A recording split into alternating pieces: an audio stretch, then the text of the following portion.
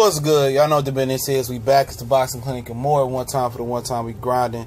Shout out to the whole LDBC.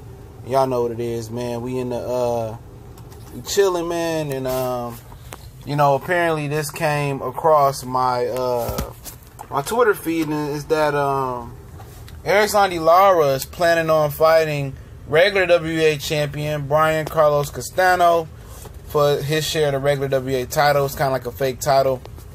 Now, if you don't know who Brian Carlos Castaño is, at 2-0, he defeated Sergey Derevchenko in the World Series of Boxing. It's like a pro-am, like boxing league. You know, they have Lomachenko fought in it, Rasheed Warren fought in it, and the fight is on YouTube, so you can find it.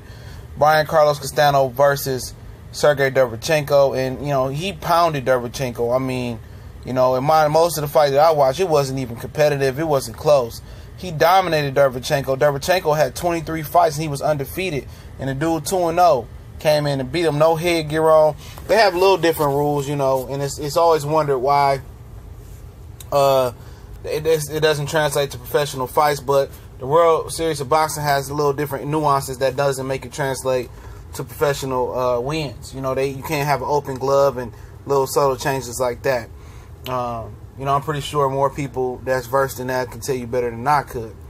All right, but this is an excellent fight, and Erislandy Lara ain't taking no soft touch coming back, man. Brian Carlos Castaño is dangerous. You know, he been up and down as a pro for whatever reason that is. He had a tough fight with Michael Soar, and to gain the WBA regular title.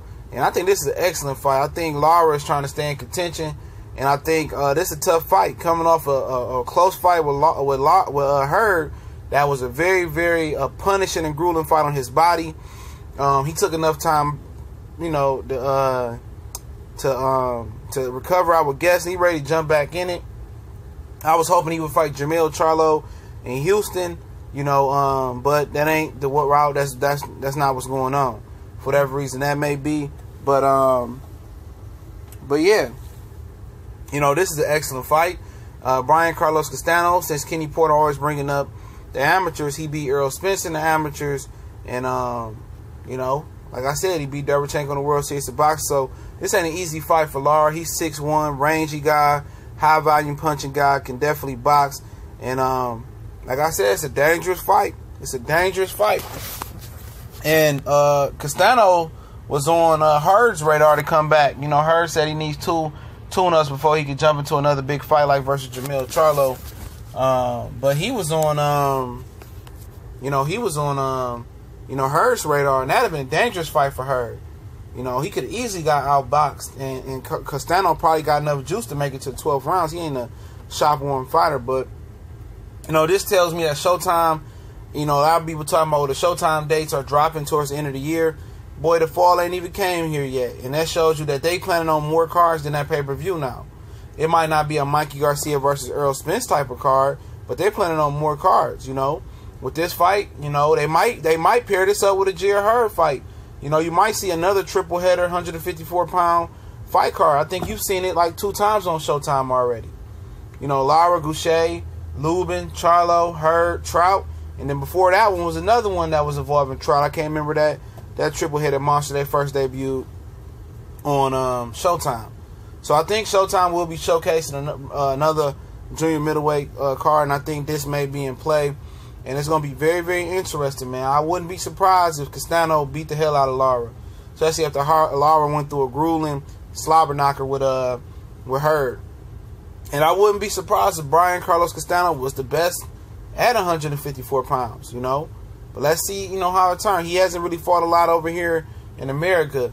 But let's see, you know, if it translates, to top elite professional wins. And, you know, I'm very, very interested to see how this plays down, man. And excellent fight for my hardcore boxing heads. And like I said, man, this is gonna be, you know, the end or the beginning. I mean, it's the end or the rebirth of Lara. And like I said, it wouldn't shock me if Castaño beat the hell out of Lara. You know, I might favor him right now. You know, looking at the punishment that Lara took, but Lara historically hasn't took a ton of punishment. He had a tough fight with the first fight at Vinage, where there was a lot of headbutting and cuts. He had a tough fight versus Carlos Molina, which he shouldn't have won in most people's opinion.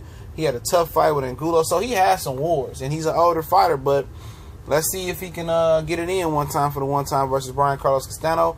Don't forget, if you want to join our Boycott Group, where we will be streaming Danny Garcia, Sean Porter. So if you don't have Showtime, or you just interested to join the cause to take your viewership away from that fight, go ahead and look in the description. The Facebook group link is in the description. I'll approve you right on in. And also, we're doing a classical fight streams in there as well. We'll be streaming classic fights and reviewing them, and you know, schooling the youth and the younger boxing fans on classic fights and what real fights and boxing is. But don't forget, we're on Facebook, Instagram, Twitter. Shout out to the whole LDBC. Also, this weekend, if you're in college sports, follow us for college football. S2 College Sports Most Wanted. We're going to turn up one time for the one time. Y'all know what the business is. We gone.